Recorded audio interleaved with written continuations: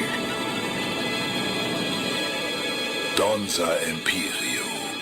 Ixamorun Keth. Shalti Brak.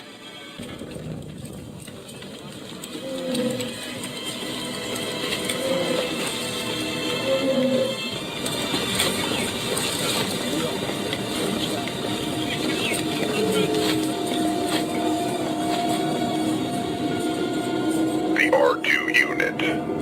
R2 unit? You heard me. Must be some kind of mix-up.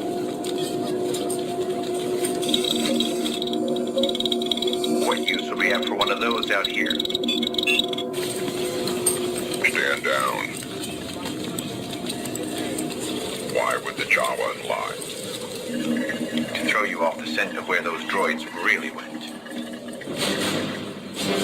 I only mentioned one droid.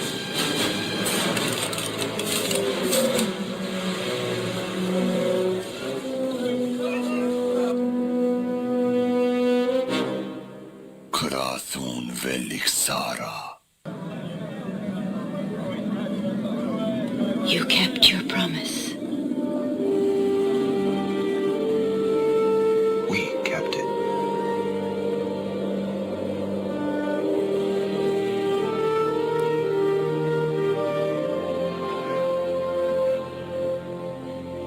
Log entry. Search subject located. 9823 infect. Obstructing party classified. Hostile. At my command.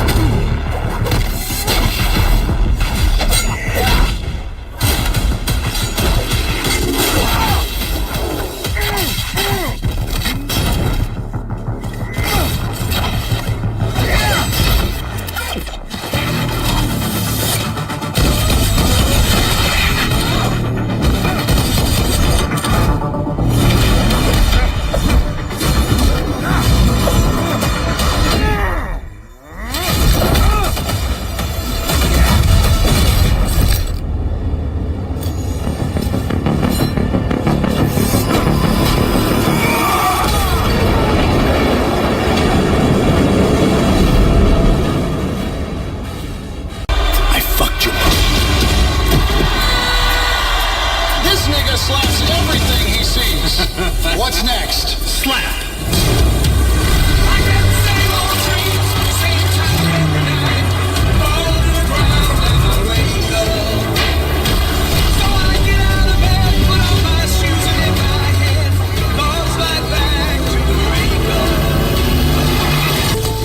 Life already slapped you once.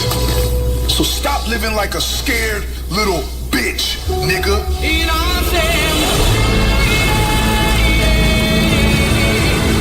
Hope you're okay, honey. I slapped the fuck out of him.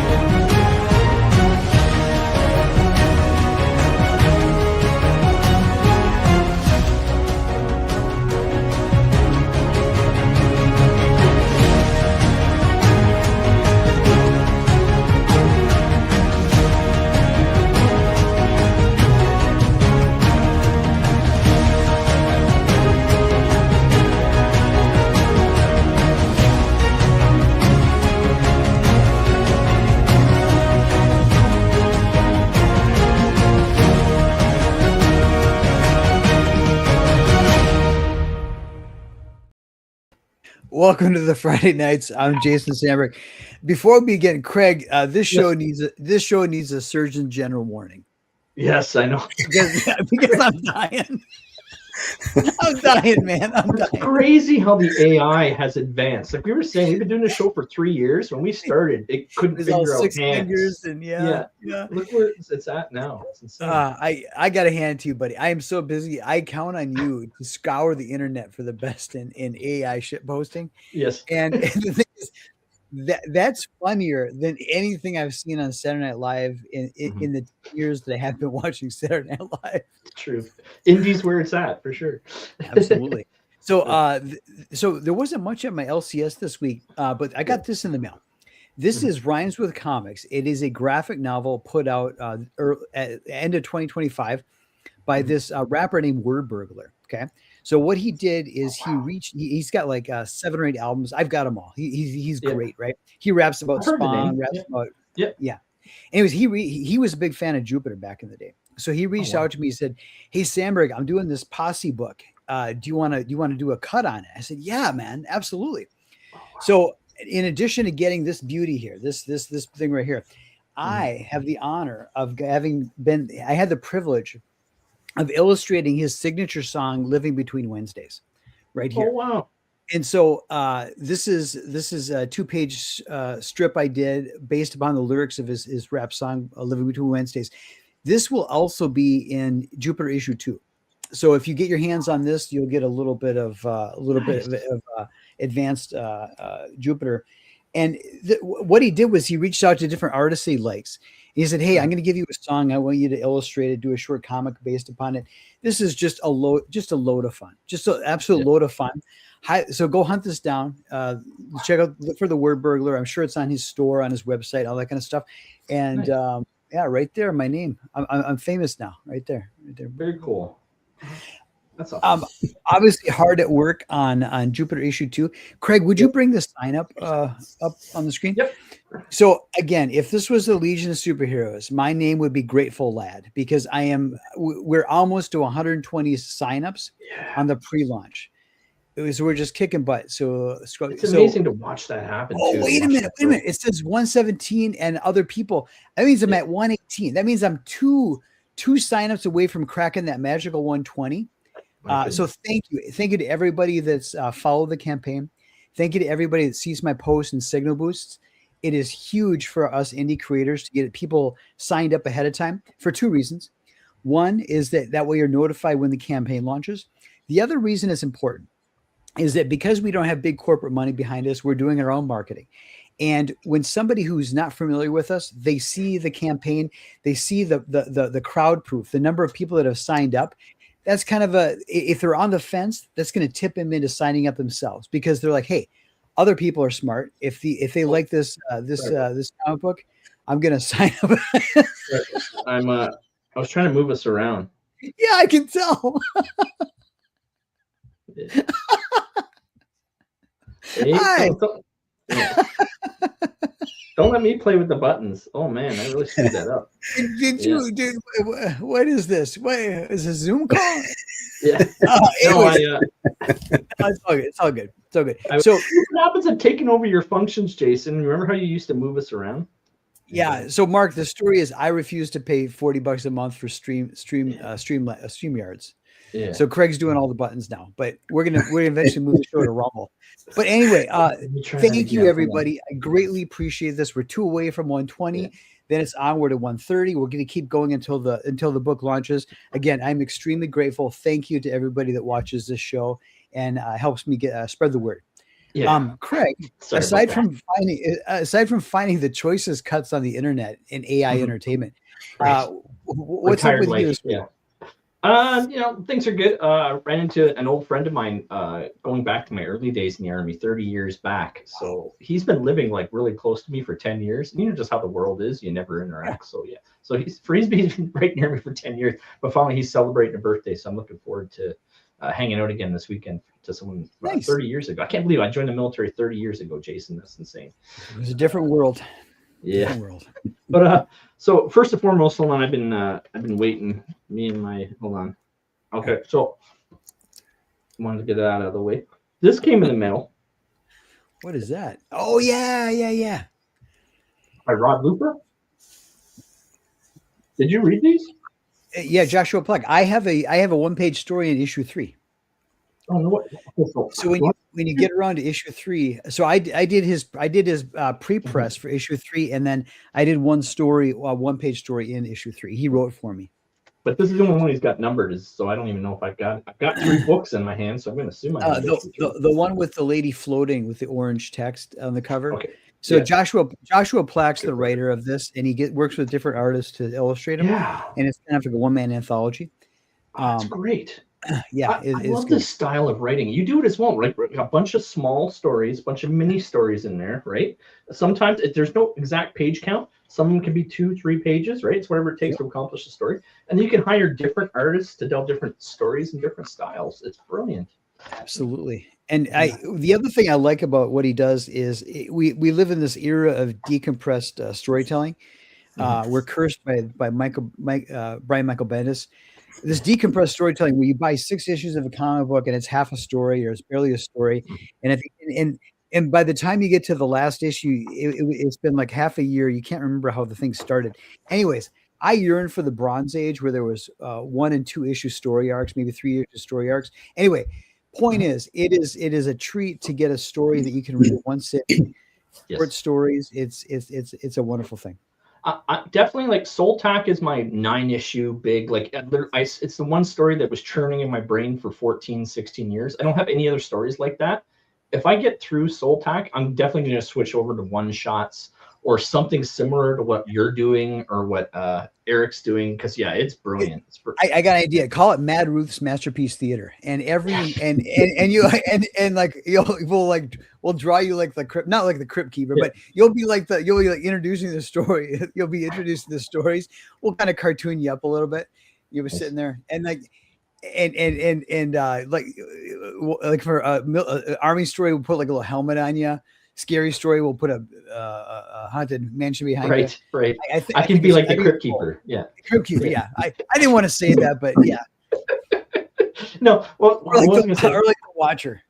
for Arrow Comics, I don't want to mention the artist in the title, but he had me submit a short story to him. So I submitted an 8-page short story to him. I'm curious to see if that ever gets published. So I'm stealing all the airtime. I always do. Like, you're a big David Finch fan. Did you ever read these? I never read those. No. Yeah, I got like 33 issues of this series, Jason. I just wanted to prove that it goes on and on and on. David Finch Ascension. This is from like the 90s, but yeah, I only got like 6. So that was before the New Avengers. Yeah. This is early 90s David Finch. Okay. But I thought you'd get a kick out of that. Yeah. Look what I've got squirreled away in my book collection there. Would you recommend? Are those worth hunting down? Oh yeah, that was a great story when I was reading. So man, going back to the 90s and trying to explain. So it's kind of like a dark fantasy kind of a realm. Mm-hmm.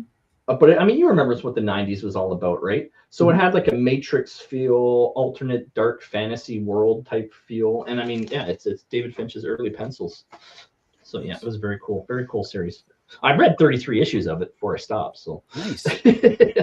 But yeah, that's enough. I've stolen enough screen time. I got no Soul Pack update, but welcome, Mark. Sorry about that solo there. I was trying to move us around. Hey, no worries. But do you have anything to share that you're reading or working on? Yeah, I can show you a few things. Okay. I just kind of grabbed, but this is I just got these in the mail, which are Alterna. Nice. the last 2 issues of Unit 44. Cool. Which is cool that we got the last 2 issues anyway, but it's sad to see it go. Yeah. Wow. And this T-shirt that I'm wearing is Dave Lucarelli's Dr. Zomba's Ghostly Tales, which is an anthology as well. Yeah. Horror anthology. And what else do I have? I have this. Well, this is an old one, but it's new to me, which is Sherlock Holmes. Okay. Oh, that's cool. So it's I believe what it is an adaptation of a Sherlock Holmes stage play. Okay. But the artist writer Brett Herholtz, I'm intrigued by his artwork because it's so different. Yeah. Wow. That's really cool. But yeah. But the most important thing I got was this. Yes. Yes. Nice. This is my proof for my newsprint version of my comic. This cover was done by Greg Murray, colored by Dave. Now I'm blanking. Dan and Dave Kemp. So this was Dan Kemp. Nice. And then the back is Elliot Rodriguez. And I love that guy. And Dan Dave colored this one. And he also did all the interiors. I can show a little bit of the interior, but like here's one of the here's one of the pages. So it's a bit different looking than the normal version will be, but it's very cool. Yeah, it's always nice to see your physical prints finally arrive for your books. I'm excited to go through that again eventually when issue 5 arrives for Soul Pack. It's always nice. Yeah, that was pretty amazing when I pulled that out. So yeah. Yeah. All right, Craig, who's in the chat tonight? Yeah, I've seen the chat humming, and I was in there for a little bit there. So I noticed nobody. Usually, someone says, "Hey, I'm first," but if you're gonna just leave the spot open, I'll jump in there. So I jumped in there, said, "Let the madness begin." Yeah, sorry. Yeah, we'll baseline. Yeah, we'll baseline after I go through the comments. Yep. We'll baseline this campaign. Sorry. Here, you jumped in. Mother Russia. You know, fine party finds you. Right. Yeah, that's one of our wild stories. That one is kind of scary once you actually get into that story, and we will tonight. Unfortunately, I can't make it tonight. Have a great show. It's Vulcan as well. Hail Vulcan. Can't make it. See you next week, Vulcan. Catch that in the replay. Okay, Michael's joining us as well. Hail, Michael. Michael just did. Did you catch that short he did there for Jupiter? Yeah, I was very, very, very honored. He was very kind. Thank you, Michael. And I think he's working. I think he said he's going to release the Soltac review this weekend. I think. You know what? If Michael's there, if we're in the hunt for another co-host, I would nominate him as someone to consider having as a regular show up on this show. Yeah, we can add him to the green room. He can pop in when he's able to. That'd be fine. Yeah, there you go. Options there for you, Michael. Throwing that out there. Let's see here. Crenshaw's joining us. Says, hello, folks. Hail to you, Crenshaw. Thank you for joining us, as always. And then Michael's just telling it was his pleasure. Scrap the art. We're gonna start over. These things can't be rushed. Yeah, he did the same thing with Soltac. He let me know that he wasn't happy with his first or second take or whatever. So he said, "Nope, I got to do it again." Right. And then, like you're saying there too with the AI stuff. Yeah, I don't take credit. Like you're saying, I scour the internet. And it's just wild the stuff they're putting out now. And yeah, all 4 of those I found this week. So I can barely keep up. SF Gaming is joining us. Says hail Friday nights. Hail to you as well, SF Gaming, as always. Thank you. Again, he's always showing me books, Jason. I swear. Again, he's welcome to come on and give us his top 10 favorites or his top 20 favorites. That would be a good show. Well, I think he was showing me Punchline. That was also a book you're showing as well, right? Punchline, I think is what. Do you not recognize that title? I've seen it around. I don't think I've read it though. But yeah, that was one of the latest hauls he was showing me. Oh, nice. Too soon. Banff Graphics. Thanks for joining us. Oh, what was Neil deGrasse Tyson saying? There's no wound in space. I meant no sound in space, but no sound. Yeah, there can't be fire either. But yeah, there'd be no sound. Star Wars would be very boring. It would be bad. Yeah. But I just like the Neil deGrasse Tyson party pooper. Yeah. Digital Aboriginals joining us is Saturday Night Live is a pretty low bar. That's like saying I won't miss so much. Yeah, can we ask Michael Myers to stop fucking going on Saturday Night Live? He has not lived in this country in decades. I don't know why he's, you know what I mean? Virtue signaling a country he hasn't lived in for 20 years. I don't know. Hey, Mark, I don't know about you. I was more of an SCTV guy versus an SNL guy. Yeah, I was too. Which one was better for you? I was watching Saturday Night Live when it was like, Bill Murray and Dan Aykroyd, Eddie Murphy. Yeah. And then Mr. Robinson's Neighborhood, that was the best. But yeah, I was a huge Bob and Doug McKenzie fan too. So yeah, good likewise. Here's your sign up, by the way, if I didn't mention it already. If you haven't signed up for Jupiter 2, we got 24 watching. Please do it now. It doesn't mean you're obligated to buy, but it pushes that number further and further. It's crazy. Jason's approaching 120 signups, and I'm at 0. So I get ready to start. Well, it doesn't count. You haven't made your sign up page yet. Yeah.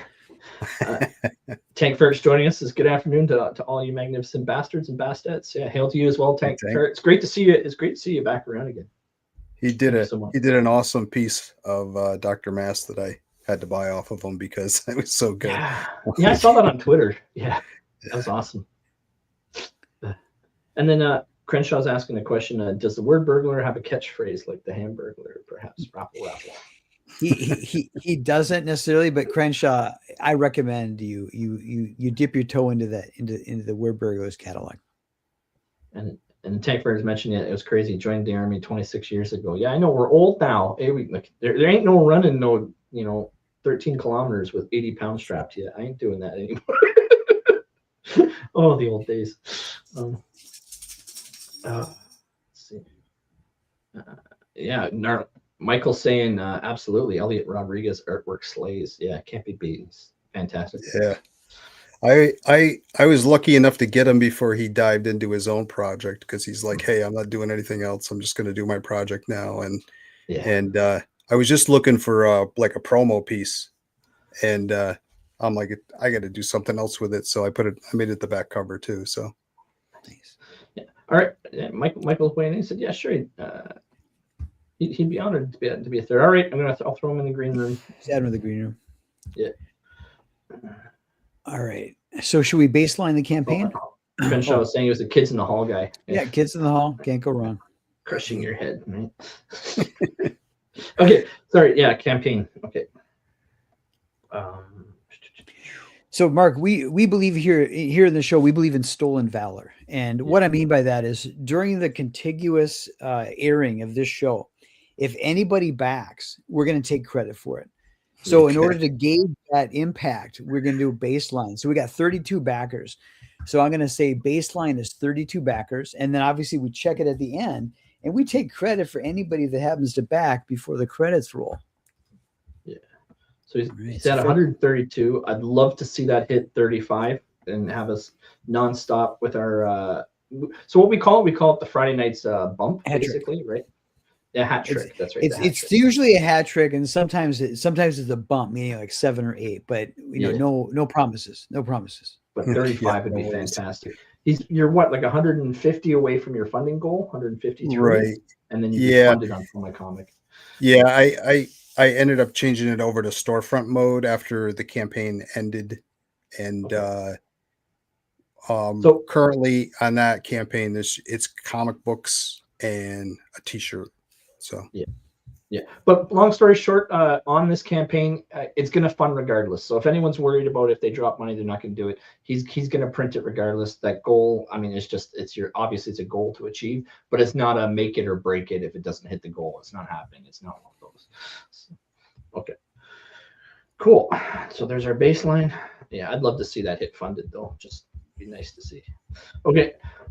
Do you want to jump to our 3 topics for this evening? Yeah. What is the first of the 3 most important news stories that flew under the radar this week? Yeah.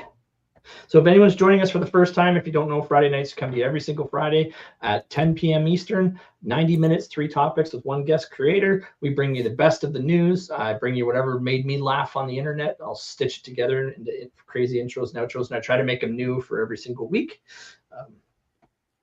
I'm a madman. I got nothing else to do in retirement. But so here's our 3 stories. This one's kind of, I mean, it's not a first, but I'll get into specifics with it. So this one comes to us from space. Russia Inspector satellite appears to break apart in orbit, raising serious debris concerns. So I do have it in the outro. If you've seen the movie Gravity, it's called the Kessler syndrome. And what they've actually figured out, like there's a lot of scientists, a lot of people far more smarter than I am. Obviously, our atmosphere has different altitudes and different orbits. Much like with planes, smaller planes, they're lower altitude, and the bigger commercial ones go up to higher and so forth. Sort of same thing happens with space, right? So there's different layers to the atmosphere that they put satellites in, or they'll put a space station in, or whatever else in, right? But as you know, more of these things that are zipping around, they travel at 17,000 miles per hour or something to that effect. Basically, these are flying bullets. And when they cascade and smash into each other, they break into thousands of more fragments, and then those spontaneously go in multiple directions. And now you're having to travel thousands and thousands of pieces of debris to make sure you're having to get out of the way. To put it into perspective, the International Space Station, when it first went up, every 5 months, they had to adjust it to move it out of the way of some sort of space debris. Now, every 5 days, they're having to move it out of the way of space debris, just to give you an idea what's starting to happen out there. So this particular satellite's a concern because it's literally breaking into thousands of pieces while maintaining a geostationary orbit. So those pieces are in that particular orbit that it's in are going to continue for a very, very long time. Yeah. What do you think of that one? Mark, how much is satellite reentry insurance? How much does that cost? I don't know. You're a homeowner. It's a lot, though. Hey, Craig, I think the world's like 70% water.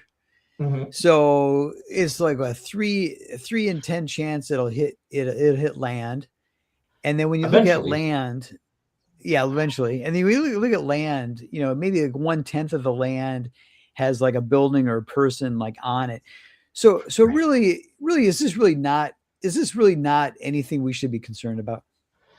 It is the fact that if these things are zipping around, basically what the scientists are saying is we're slowly building our own cage. And if these things start smashing into each other and we just completely contaminate to the point where we can't like get out of our own atmosphere, it's going to disable all our satellites. It's going to disable our global network. We're going to have to hardline everything again. And we won't be able to go out there for a couple centuries until it cleans itself up. Yeah. Mark, I got an idea. Everybody knows Saturn is cool, right? Here's what we do. We launch a big satellite that's a magnet, and it traverses the orbit, right? And it pulls all this crap in behind it. And then over time, we get two things. We get all the space debris in this band, this ring, as it were. Mm-hmm.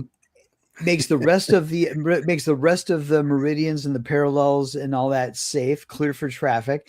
And we get to have a sunset with a ring in the sky. There we go. Is this $1 million idea? We look sexy to the other planets too, you know. So. Put a ring on it. That's right. But there are already 2 private companies that handle cleaning up space debris, if you can believe that. Salvage. Yep, the Salvage is one of them. Yeah. So when I saw this is what I thought of, because there's like one of the guys that worked on my book has his own book called Margot, the Intergalactic Trash Collector. So it sounds like we need to call her. Yeah. Oh, that's awesome. Now, Craig, these satellites, do any of them have like on the good side, any of them have like gold wiring or gold plating and stuff like that? Like gold. Okay. They all got all kinds of rare minerals in them. Absolutely, they do. Yeah. Do any of them run in like plutonium? I don't know. They won't tell us that. Allegedly there have been nuclear weapons to some degree in orbit briefly, but no one's actually talking about things that they've had out there.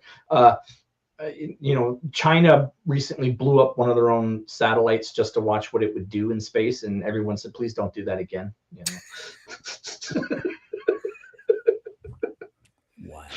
Wow. Yeah.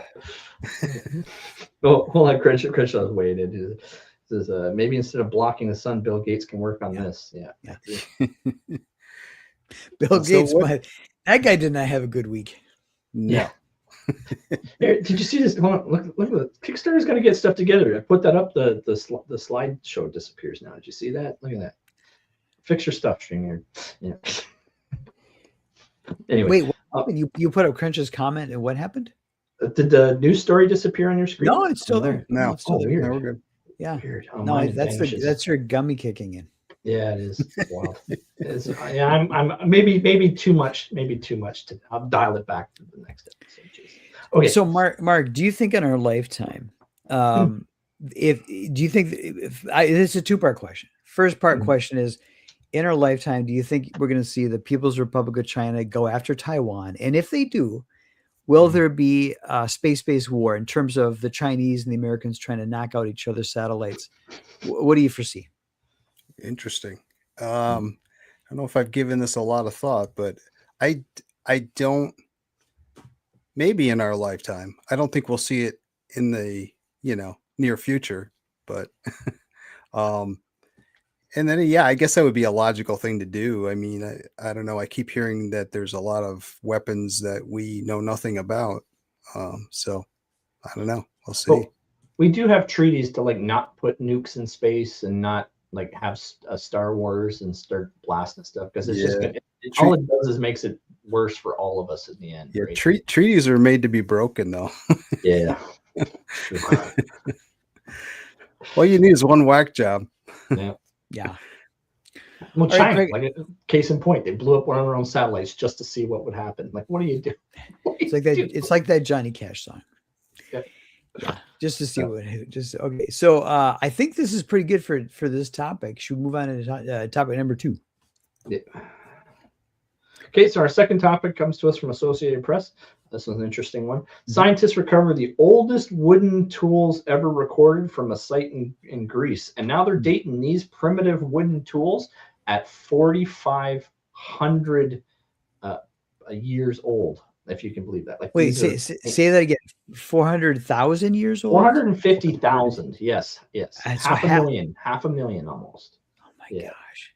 Yeah, so this predates humans because they figured modern humans and Homo sapiens, our first fossils are 300,000 years. Yeah, there you go. Sorry. Yeah, 450,000 years earlier. So it's either Neanderthal or some sort of primitive Homo sapien species that carved these things. Mark, do you rule out lizard people? I don't rule out anything anymore. You know, it's the old thing. All my conspiracy theories have come true, you know, so Yeah. I need to find some new ones. Craig, if 40,000 years ago there was this civilization that was making these wood tools, and they weren't Homo sapiens, does that mean that we're all living on stolen land? There you go. Yes, we need to apologize to our primitive, long extinct ancestors and give them. Mark, next time you're at work or public function and they want to do a land acknowledgement, let them do the land acknowledgement and go, hold on. We're also standing upon the land of Neanderthal the and Homo woodmakers. That's right. That's right. Oh, And the dinosaurs. okay. Oh my Lord.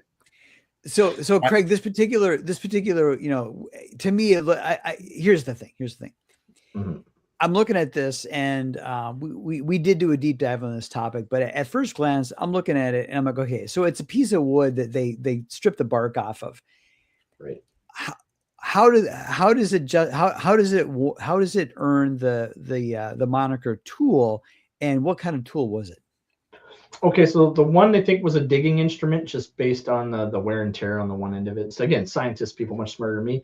Other than think they were edible devices, meaning things to eat food off and shovel food into your mouth, and stuff to that effect. So yeah, again, I don't know if it's in the video, but these are the things. They found 4 of these plate-like looking things, and this one thing that was digging, a digging implement. And again, we're talking 450,000 years ago. So, you know, we're just coming down from the trees when it comes to evolution.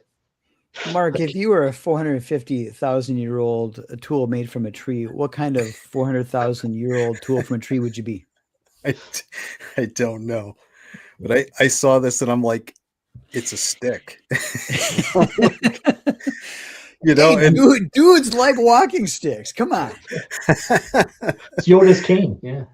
Yeah, I mean, the one thing I saw in the article, or whatever I was reading, was that it was preserved because it was encased in mud, which leads me to another conspiracy theory, which I don't know if you're familiar with it or not, and you can spend hours talking about it, but about the whole fact that the earth tilts every 100,000 years, and that's why this stuff happens, and that's why they find. So I don't know if it's true, but you know, hey, because it's encased in mud, and there'd be a lot of mud. But yeah. Hey, Craig. Radio Stories Now is in the chat, and the Crenshaw's got some comments. So let's look at the chat for a second and just see what they think about this. Tank stick in the mud story. I guess Tank Ferret's a newborn dad as well, much like Belmont. Dad duty calling. Yeah. Tank. And then Crenshaw was, oh man, I'm all over the place. Hold on. Comments move. I can't hit the buttons good. Okay. Crenshaw's trying to say some Nephilim.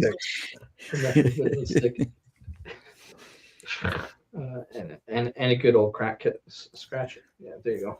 For sure. 100% primitive caveman. That'd be one of the first implements they'd be making. Okay.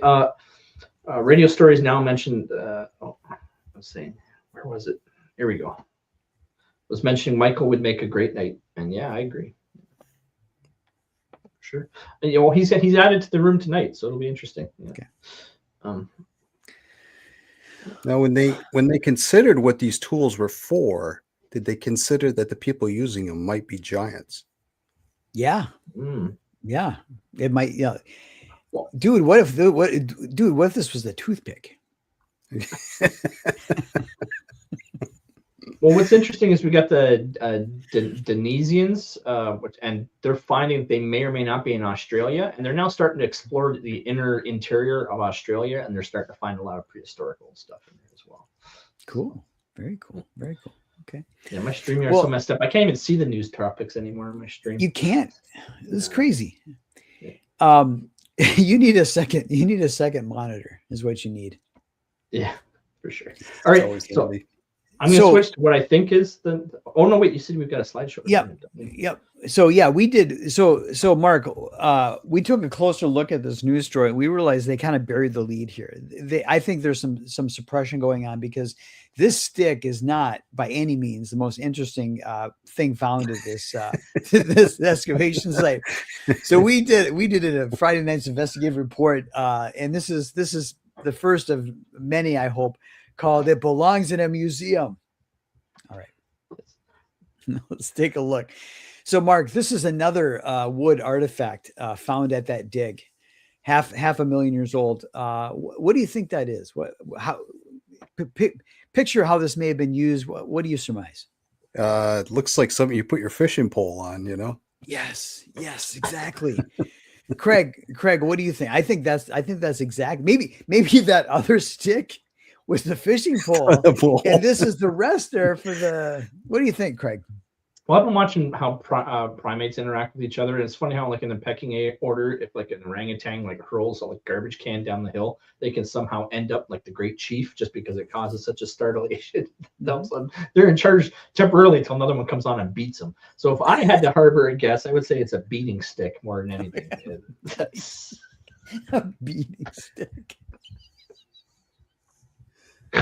It's such a blunt and honest description for a weapon. This is the beating stick. Maybe it's a Three Stooges thing.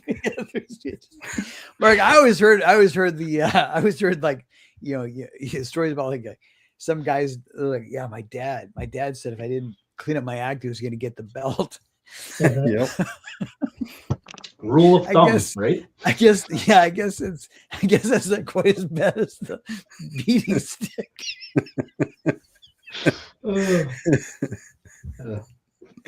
All right, Craig, what else did they find in this hole? All right, now this one I'm trying to think of what this one was for. What do you think? This was again 500,000 years old. Mark, what do you think? What was this used for? Sorry. It's clearly a croquet stick. I was gonna wait was to keep the cave clean. Sweep the floors. No. They gotta use themselves too.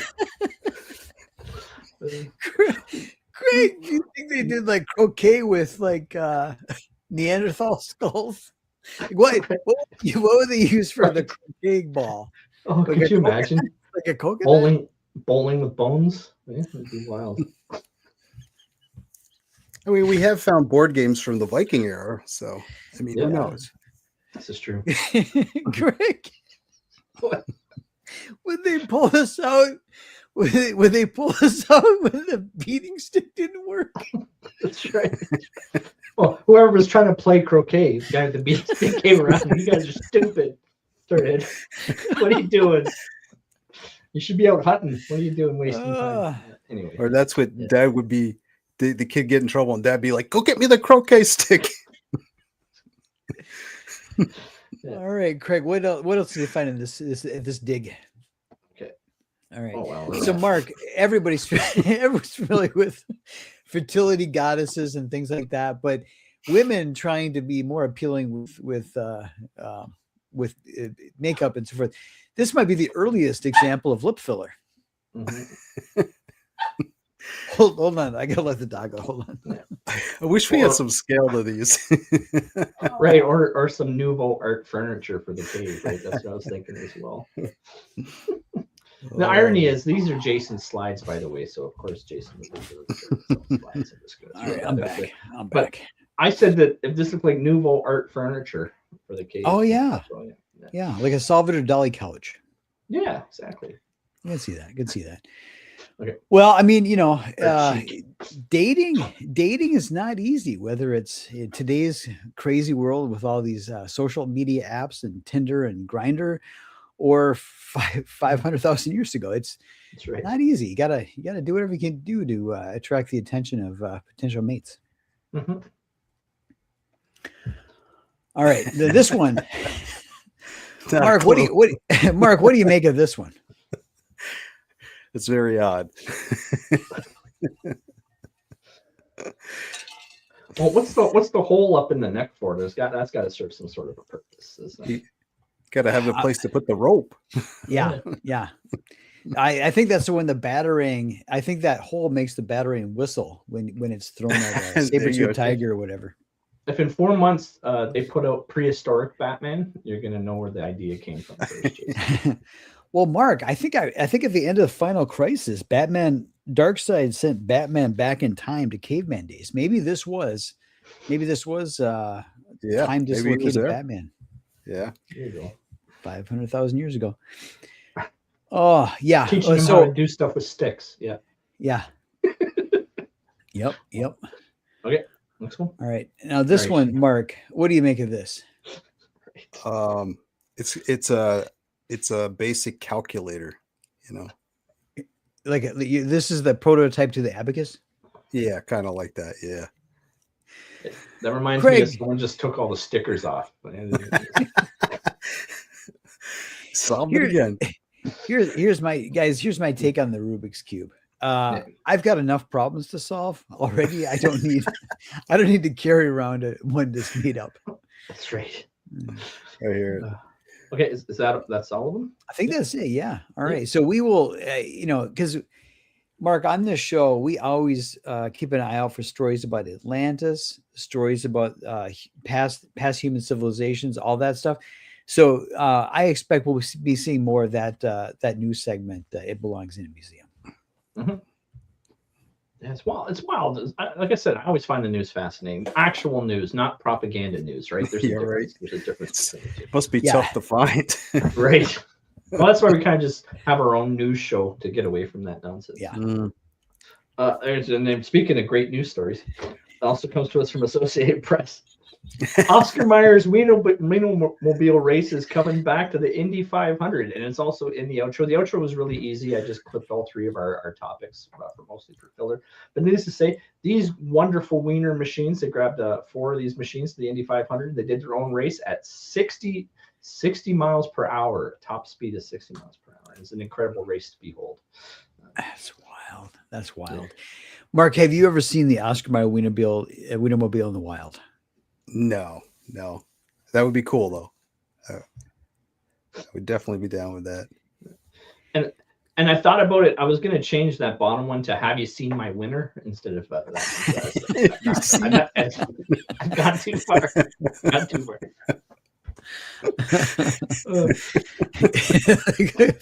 Or they could have done "If you're not first, you're worst." You're the worst. There you go. I need to consult you with these things. Look at that. All these Keith Richards original designs for Rolling Stones. There you go. Yeah. That's right. Nothing's original, huh? Yeah. It's true. But yeah, so the Wienermobiles are back. It's not accidents this time though, Jason. They're back racing each other. Not accidents yet. Right. But I found it interesting that Oscar Mayer, they have these in different regions of the United States, and they actually have to grab them all and then ship them all over the Indy 500. So interesting. Yeah. So the Indy 500, is it the 500 because they go around the track 500 and enough to do 500 miles? Is that what it means? I believe so. I mean, hopefully someone in the chat knows definitively, but yeah, I believe it's 500 laps, right? Or 500 miles, one or the other. I thought it was because it felt like a 500 years, but yeah, right. So Mark, how many people do you think are in the pit crew when one of these things pulls into the pit? Right. I don't know. And when it's a real race car and they go into the pit crew, there's somebody that has like the Gatorade bottle and they squirt it in the driver's mouth. Do you think they got a thing of like ketchup and mayo? Yeah, some relish. Yeah. Look at you going 60 miles per hour. I don't think it's too much of a white knuckled race. You never know though. It's only white knuckle when they try to pass each other, because that's a long distance to clear, trying to cut somebody off. And then Crenshaw's asking how aerodynamic is a wiener. That's a good question. Well, a good Crenshaw, that's why they've got to stay 60. They go up to 70. It becomes a airframe. I mean, Absolutely you unstable. could lift off. I was looking, and the two original Wienermobiles looked like they were straight and just kind of like a bratwurst kind of thing. So they were a little more aerodynamic than these are. So, do we have a story for this one as well? Yeah. We've covered the Wienermobile in the past, so we're just going to do a little catch up here.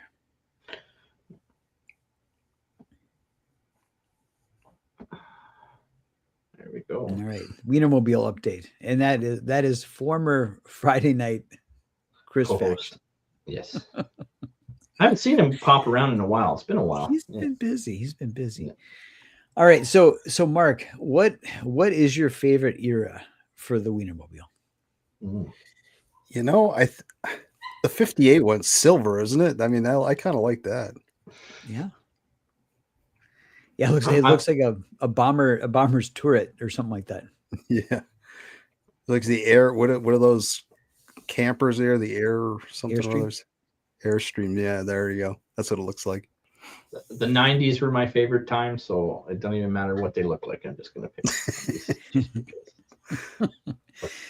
Crenshaw does not find the 2008 version appetizing. So, Mark, how long before there's a solar powered or an electrical Wienermobile? Right. Hopefully never. It'll be the next push. Yeah, they're trying to push us. They almost made it mandatory here that like in 2030 we had to buy all electric. I don't want an electric car. I want maybe I'll get a hybrid, but that's as much as you're going to get me to go. Yeah. I'm not going to be 100% dependent on an electrical grid. I've seen what happens. I've lived in conditions where you don't have power for 2 weeks. You don't want a car that's dependent on a recharge when there's a blackout for 2 weeks. Yeah, that's kind of the point, you know, because they can turn it on and off if they want, you know. So that's exactly it. Yeah. Do you want me to hit next slide, Jason? Yeah, next slide.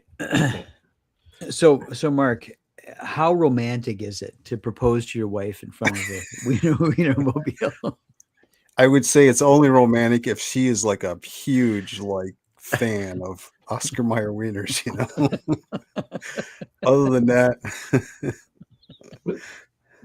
I got a great premise like Undercover Boss, where you're like a millionaire, but you pretend to be a uber like Oscar Mayer wiener fan, and you find out if she's really interested in you, if she still likes you based on your obsession with Oscar Mayer wiener as a hobby. And then you do the big reveal that, hey, I'm actually secretly. There you go. Yeah. All right. Now, we typically cover the Oscar Mayer Wienermobile anytime it crashes. So we're just gonna hope. that there's not lady drivers at the Indy 500. Next slide. If I had to guess, there is some sort of aerodynamic property to why they're curving them. Hopefully, they're probably trying to cut down on those crashes. That's maybe why. I'm just throwing that out there. Okay. Yeah. Yes.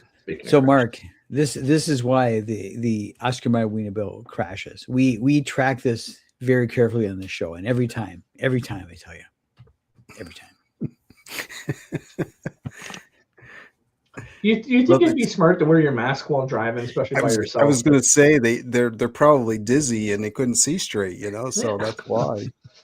Cutting off your own oxygen. Lack of oxygen, yeah. While you're driving. Yeah. How much is insurance for the Oscar Mayer Wienermobile? Save that sort of shenanigans for your bedroom, you know. There you go. Right.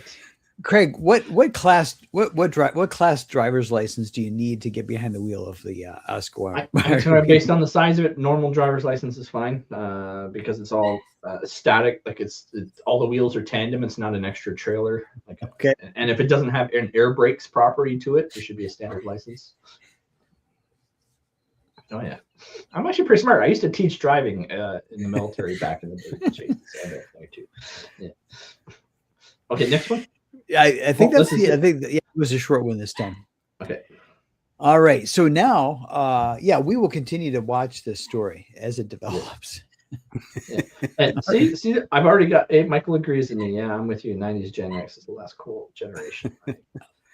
I will say when I saw this story, I went back and I watched the first Indy 500 Wienermobile race, Oh, which is really? 2 laps. It was only 2 laps. So What year? What year was that?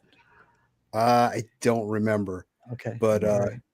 it wasn't that long ago. But Okay. I don't know. Just watching it makes you smile, you know. So All right. So, So- you bring up the campaign. I do have the trailer. Let's pull this up here actually. So I pulled this off of FundMyComic. Here it is. There's 22. There were 24 watching at one point this evening. Here's the trailer for Edgar Allan Poe's Sprinkling of Scarlett.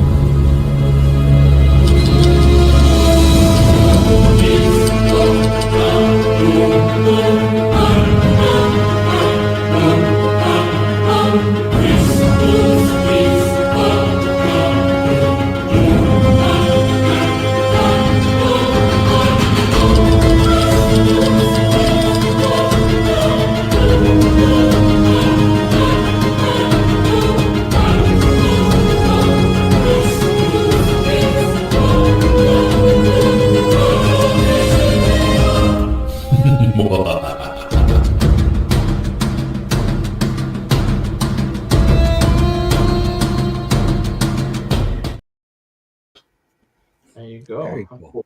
Yeah. So I saw you the Cask of the Amontillado. I think I pronounced that correctly. Yep. You adapt that in this book? So okay, let me rewind. Yeah. So this is like when I first started thinking about this book, I'm like, we have so many adaptations of Poe, so many reimagined versions of Poe or whatever, that I just wanted to do Poe's words with some art. Okay. And so what it is, it's scenes from each one of these stories. Okay. So one page has the text from the story that describes the scene, you know, what's going on in the scene, and then the other one has a different artist that does that. So it's kind of it's such a hard book to describe.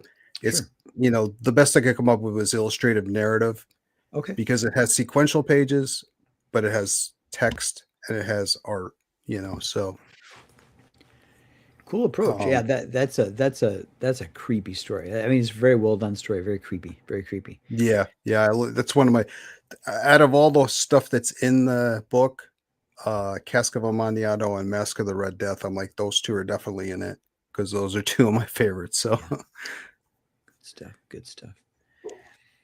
And so when did you come up with the when did you how long ago did you decide you wanted to do this project and take us back a little bit?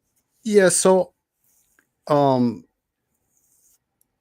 trying to think now. I reached, you know, I had been thinking about it for a while about doing my own comic and everything like that. And then I thought maybe it'd be a good idea to, instead of just writing my own and being kind of an unknown person, I'm a huge Poe fan. You know, I keep revisiting his stories over and over. So I'd be like, I would kind of attach myself to him. Maybe that would help with marketing as well. But I know he's an awesome, you know, he's one of the greatest writers of all time. So, and then I would just put a little bit of my writing in too. So like the beginning, the first page and the last page are me, and then the interior is all Poe. So so I've been thinking about it for a couple of years. I came up with this concept of doing it this way so that I can include as many stories as I could into a comic. Like I said, if I do adaptions, I'm going to have like 3 stories, you know, and this way I can get more done. And doing it this way, where I have different artists doing each story, I feel like after this one, I could probably get volume 2 done in like 6 months, because it's like I can have 10 guys working on, you know, illustrations for the book at the same time. So, so that's kind of where I went. It's been about a year. I don't, it's been a little over a year, I think, since I first got the first illustration done for this. So, and I've just been kind of picking away at it, like, okay, well, you know, I find a different artist, and I've been trying to fund it through, you know, kind of like side stuff that I do, which is like eBay and things like that, you know, and instead of, you know, so I'm trying to self-fund it. Everything's paid for. All the artists were paid. I like to say everybody was paid except me. So the campaign was, hey, let's actually get it printed. So Nice. How close to finishing the book are you, Mark? The book is done. I mean, I have that was the proof that I showed earlier. So it's done. The only thing that has to be done is it has to be printed. Okay. Are you going for full colors in the final version? That's the difference between the one you were showing? It's in red, black, white, and red. Okay, so perfect. Yeah, so I was looking here. That's a Preston Acevedo illustration. Yep. And the original for that, the FundMyComic, I did the FundMyComic, and then when that ended, I changed it to a storefront, and then I'm planning on doing a Kickstarter. So on the FundMyComic now, none of the original art is there. Okay. Is there something going to be available on your Kickstarter? On the Kickstarter, we'll have that Preston piece, and we have the piece from Masque of the Red Death plus sketch cards. Cool. Yeah, we'll visit your sign up for your Kickstarter as well. We won't put that up. Yeah, you'll see all the stuff on here still. I think it just says you can't buy it, but okay. But no, I saw this in FundMyComic. Obviously, I'm a big supporter of FundMyComic. Soltac, I don't know if you know the history of FundMyComic. My comic was the second campaign ever launched on FundMyComic. Nice. Yeah, so that's a bit of a history thing. And of course, Luke Stone. I always support everything Luke Stone does. So.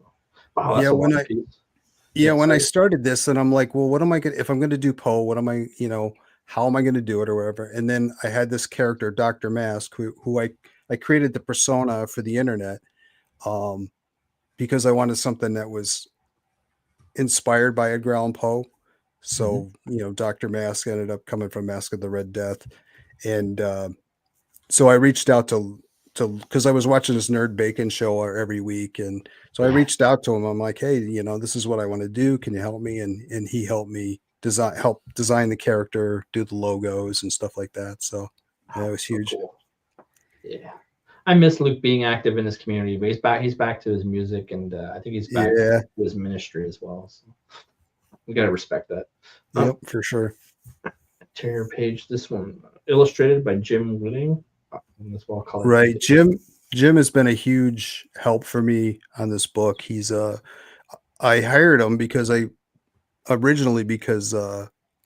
want to just a piece of artwork. I wanted like a framing around it, you know, some kind of graphic design.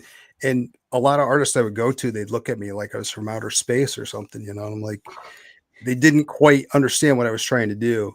And I actually went to Kevin Conrad to ask him, because I talked to him a lot over the years and stuff.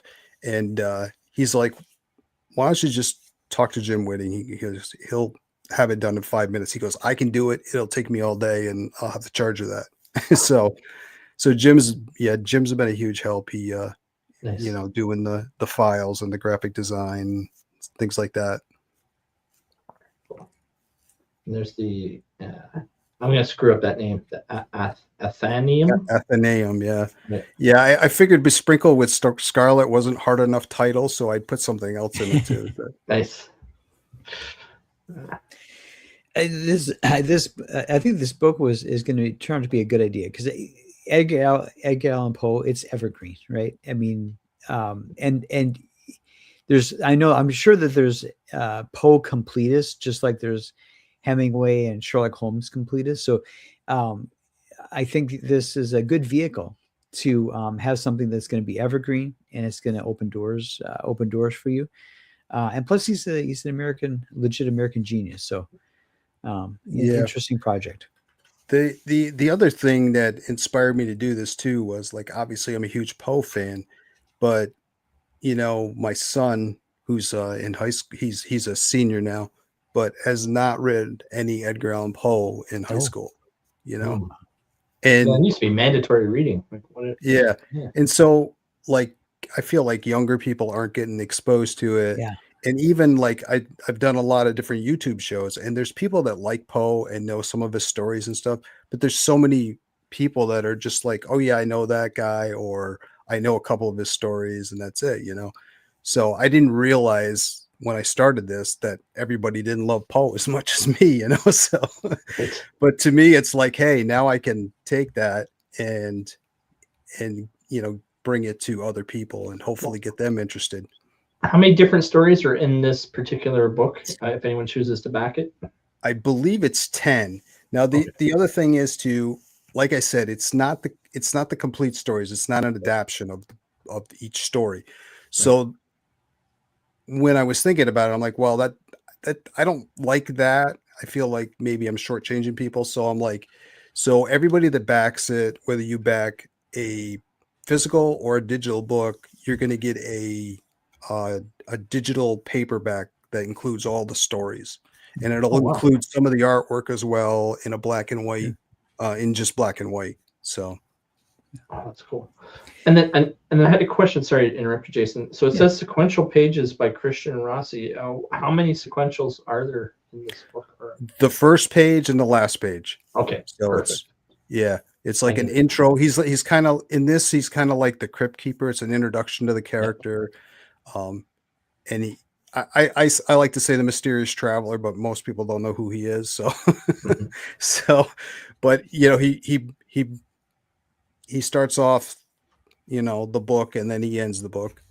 And then the next book I'm working on, which is going to be Edgar Allan Poe's A Dream Within a Dream. That I'm going to have it's going to be 4 pages at the beginning and 4 pages at the end. So it'll be more of a story, and I'm going to try to weave that through the other stuff in between, the Poe stuff. So, yeah. Wait, were we going to ask Jason? You had a question? Yeah. So, have you ever been to the Edgar Allan Poe Museum in Virginia? I have not. It's funny. There was one in Boston, which I was there, but they were closed the day I was there. And then I have not been to the Virginia one. And there's also one in Baltimore. And I haven't made any of those. So my wife and I, she likes Edgar Allan Poe as well. So we, it's like 7 or 8 years ago, we were on a trip to Virginia. And we went there, and I think it was a house that he lived in formerly, and really it was really cool. It was very cool, and there's some like statues, and there's like artifacts and things like that. So if you're ever out that way, I think it's worth a detour to go see it. It's pretty cool. Yeah, I think the Virginia one is I stumbled upon their YouTube channel, and the curator of the museum does videos. Like, he'll talk about different stories, or he'll talk about, hey, look at this artifact we have of Poe's, and what is it, and he'll tell you about it and stuff. So yeah, that's definitely cool. And it was funny too, because he made an appearance. There's like a 2-episode documentary on Tubi about Poe, and this guy actually pops up in that talking about Poe as well. So, cool. But if you get a chance, if you like Poe, that it's a pretty good documentary. Yeah. So I was going through. Hold on, I'm all over the place now. I gotta get back to your campaign. Where is it? Okay, so there's a killer's row of artists in this book. I recognize a lot of those names that you got working here. First, particularly, obviously, Preston Acevedo, Peter Gilmore. Yeah.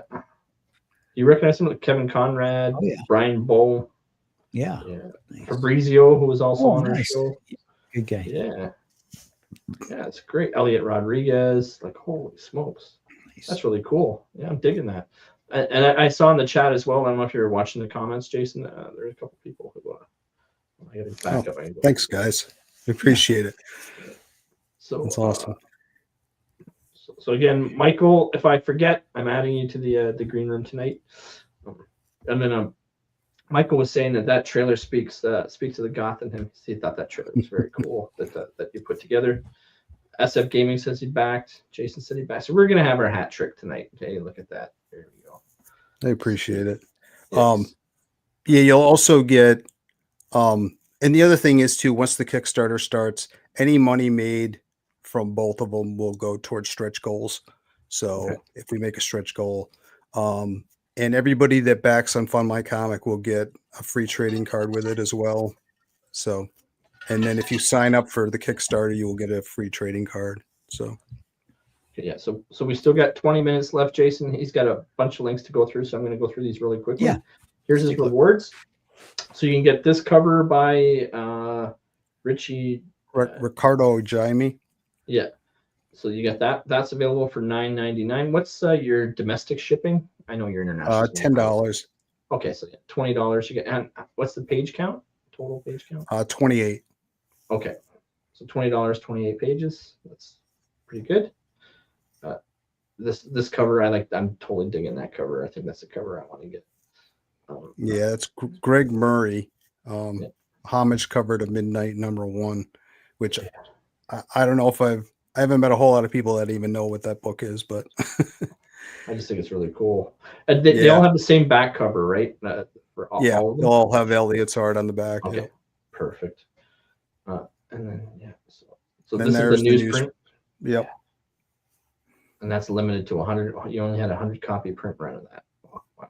Okay. And then if anyone, I think is that one sold out? No, it's still there. Okay, so if you wanted for $31, you can get all 3 covers. Yep. One tier. Sorry, my fingers and my computer is glitching. And then for the PDF, that's $6, and you get the digital PDF. And like you said, that'll also come with the digital book as well. The digital paperback as well. Yep. Yeah. Collection.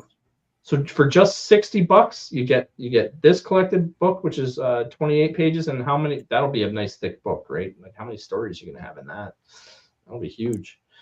It's going to be a collection of every story that's in this comic. So yeah. So yeah, and some of them are pretty extensive. I can't remember the page count off the top of my head, but it's pretty good size. Yeah. Some of the stories are pretty long. Like the portrait happens to be his shortest story, with the oval portrait, which is in here. But it also has Murders in the Rue Morgue, which is a long one, and so. And I've heard people say that the Murders in the Rue Morgue was the first detective story. Yeah, he's looked at as the father of the detective story. They say DuPont, who is a detective in that, is the inspiration for Sherlock Holmes and, all the ones that came after. So I'm going to just pull this down now, Jason, because I know, we're down to our final 15 minutes and it's going to come up. So let me just do my little business here and I'm going to go visit his other links. No problem. So Mark, something as literature and characters enter the public domain, like Edgar Allan Poe's work, you sometimes see people writing stories where Sir Arthur Conan Doyle is a character in a story.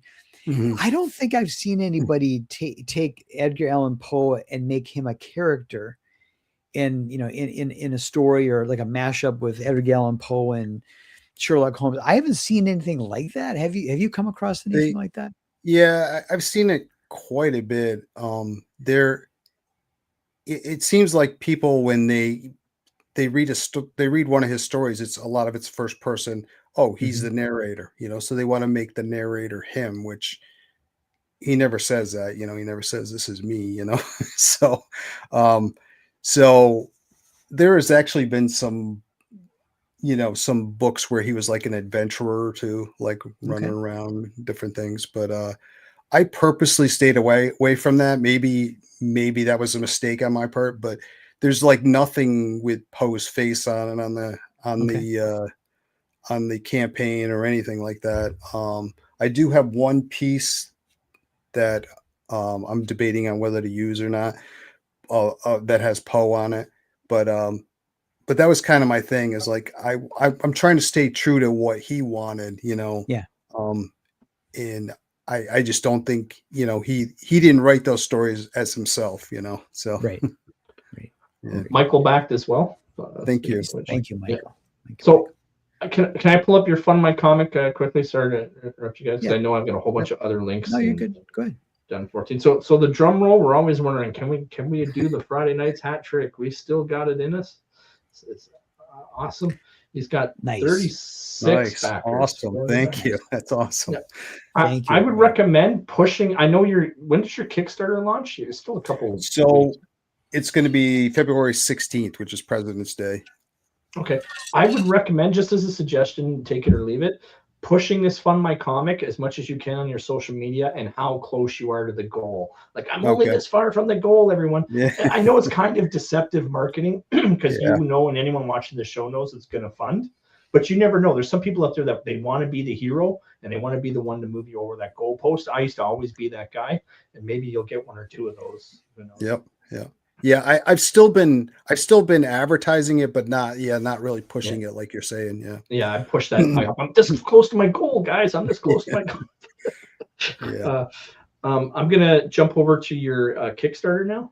And by the way, I forgot to mention that Michael's also agreeing with me that was a rad homage cover. Yeah, that's what sucked me into Sold.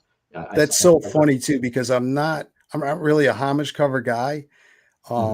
Because I see so many of them done, and like, how many Spider-Man homage covers have you seen, But that's the other thing too, is that there's people that will collect any cover that's a homage to whatever favorite cover they have. So yeah, there's guys that will pay a lot of money for Action Comics #1 homage covers. Yeah. So here is your Kickstarter, and you said it's launching soon. So do you want to talk about the exclusives, that if anyone didn't grab your FundMyComic, what they can expect with this Kickstarter? Yeah. So the original art, didn't. We sold one sketch card on the FundMyComic campaign. So the way it's set up is Kevin Conrad.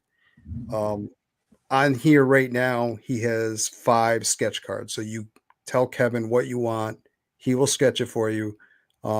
It's black and white, and he'll do a little bit of coloring depending on the character if it needs it or whatever. But that's $35 for a sketch card from him. Jim Whitting did it differently. He did all of his sketch cards at once.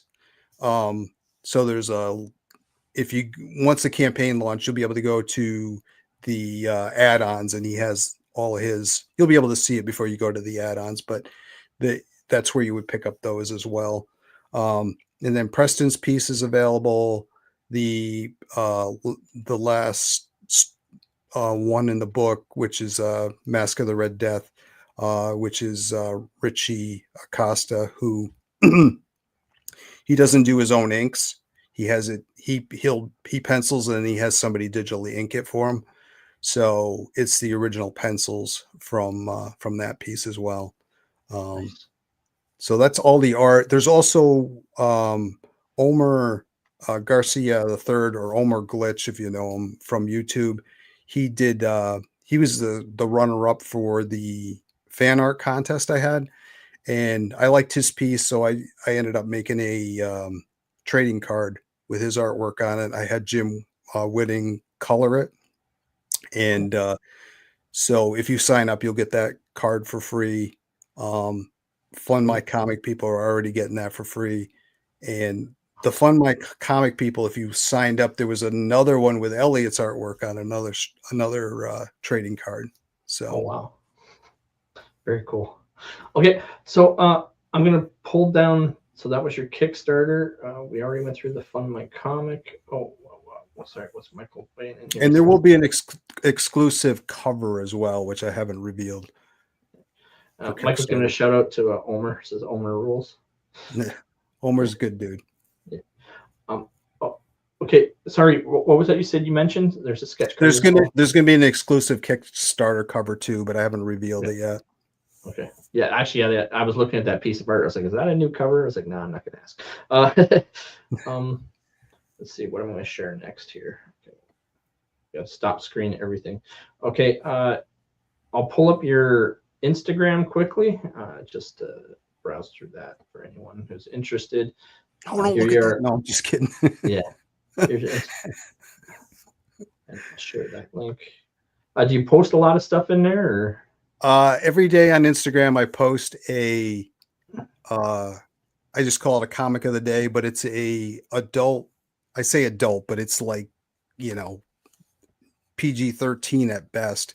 But it's an adult gag from an old comic, old magazine or whatever. They used to do those. And nice. The other things are just stuff for to promote my comic. Yeah, no, that's cool. I mean, I don't know. I thought sexy women would help maybe sell. I don't know. There's no rumor about that. It's true. It's 100% true. In Soultac, everyone kept telling me that I needed to show the female form of one of my characters, and I had multiple people tell me that. So, well, I listened to feedback. Yeah, the main cover of mine. I mean, that was one of the things I wanted. I wanted a woman in a goth, kind of like a gothic gown, reading that book and then having the characters coming out of the book. So it doesn't hurt to sell it either. Yeah, very cool. Okay, so that was your Instagram, and then next up, oh yeah, we got 8 minutes. We got plenty of time.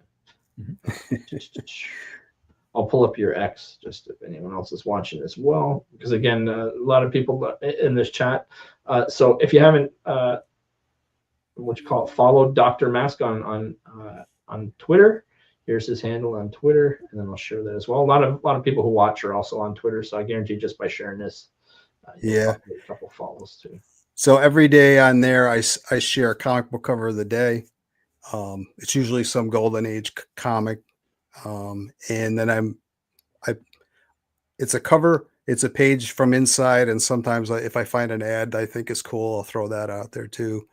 Nice. And I also started posting this thing called a slap or a sleep, and it amuses me.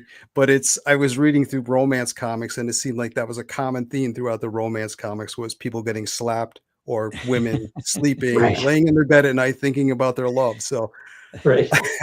So dinner was cold. Dinner was cold when I got home. Yes. Yeah. Time to get the beating stick. That's right. That's right. Hold on here. I'm gonna take. For the few women that are watching, I'm joking. By the way, I hope that.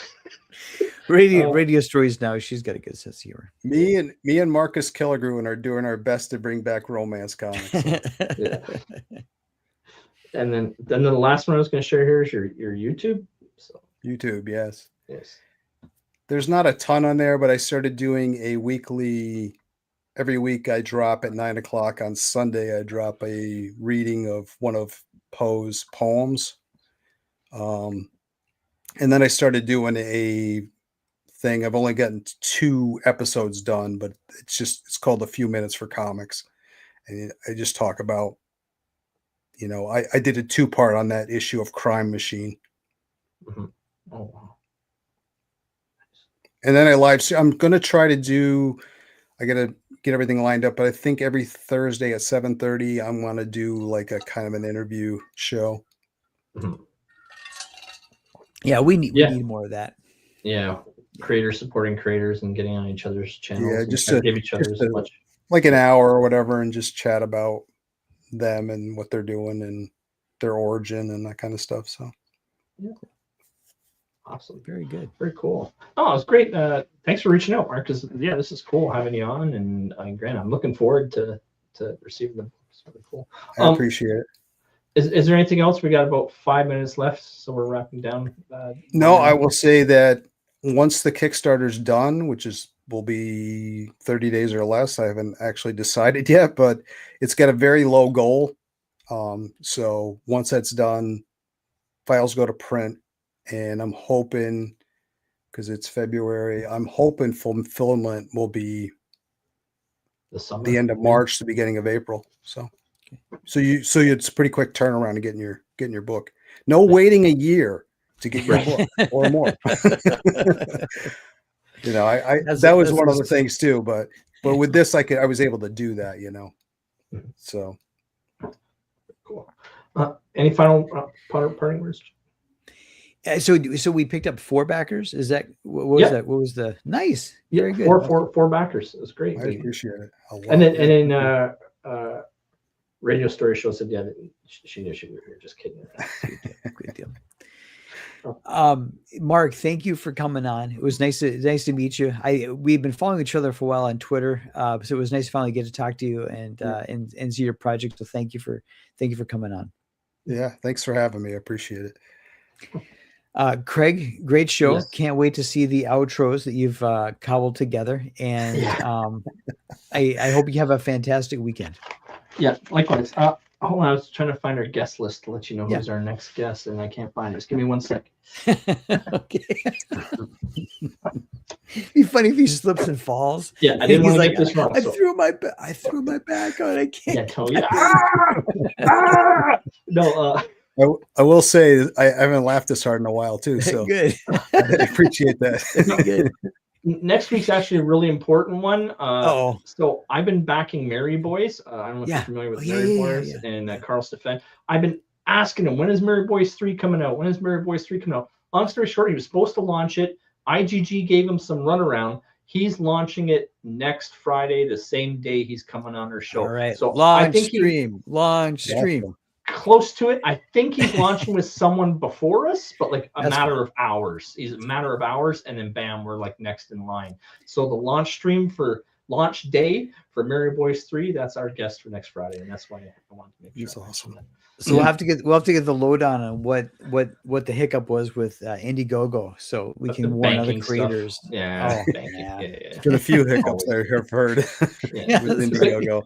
I know with Indiegogo. Here's the thing: they used to send you a notification when someone backed. You don't get that anymore. But you get every scammer with a keyboard is hitting you up saying, "I'm a marketing expert. Please." Me some money. It's like, my God, Indiegogo, you got this first. Indiegogo selling that data makes it rain. It's like, Indiegogo, you do this. I use you so I don't have to deal with the riffraff.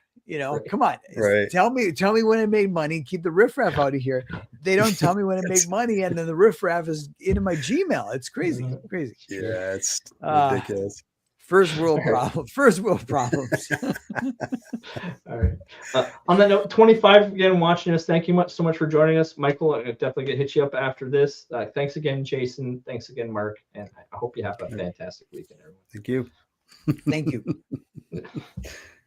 30,000-year-old wooden tools found in Greece. In the Megalopolis Basin, yeah. This is a rewrite of the history books, a genuine one. Okay, 430,000 years. Let's be clear. We're not talking about humans, are we? We're not talking about Homo sapiens. No, we are not.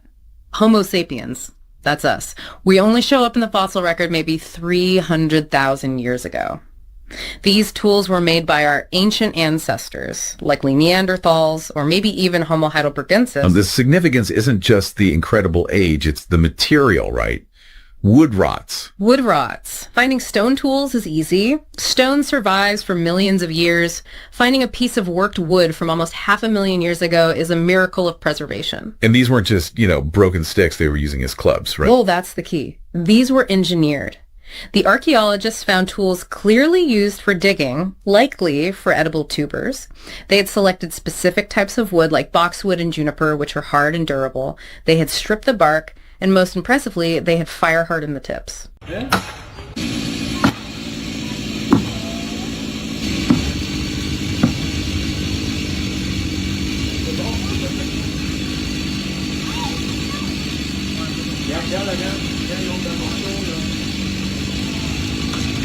Ça rebâtir.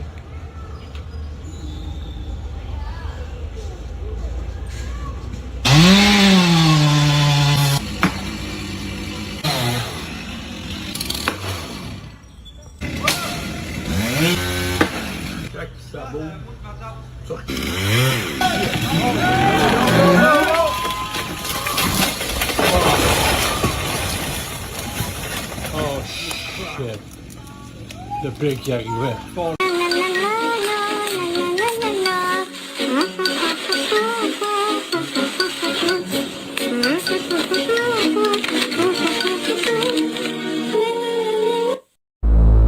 Up there, right now, thousands of satellites power our modern world. But we've surrounded our planet with a trap, and it's beginning to spring. It's called the Kessler Syndrome. For decades, we've left junk in orbit.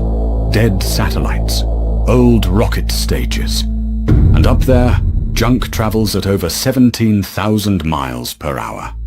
When two pieces collide, they don't just break. They vaporize into a cloud of thousands of new pieces. A cloud of bullets.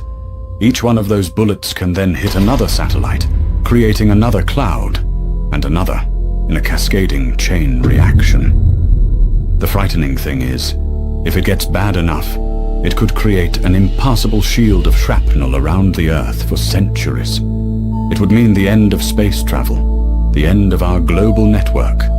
We would be grounded, permanently. Every satellite we launch adds to the risk. We are slowly, piece by piece, building our own cage. I can't live a lie, running for my life. I will always want you. I came in like a wrecking ball. I never been so hard in love.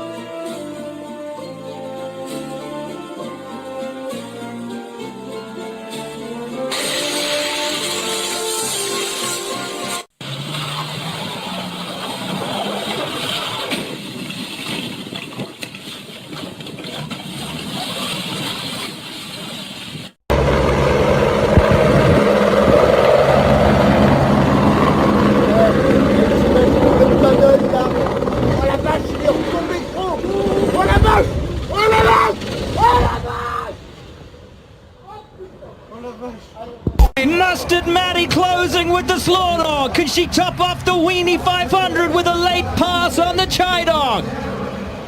Less than a quarter mile to go at the Indianapolis Motor Speedway for the inaugural Wienie 500. These hot dogs are hot rodding it down the front straight, T-Bell. They're coming at us now. Maxed out at a whopping 60 miles an hour. Townsend. They're closing. Second place is closing with the run. Can the fans cheer them across the line? It's going to be close. They're making the move. Slaw Dog making the move up the inside on the run to the yard of bricks and over the line. It looks like it's going to be the Slaw Dog by a nose. Slaw Dog wins. Party till I die with my chin up high. Fuck 'em up, fuck 'em back.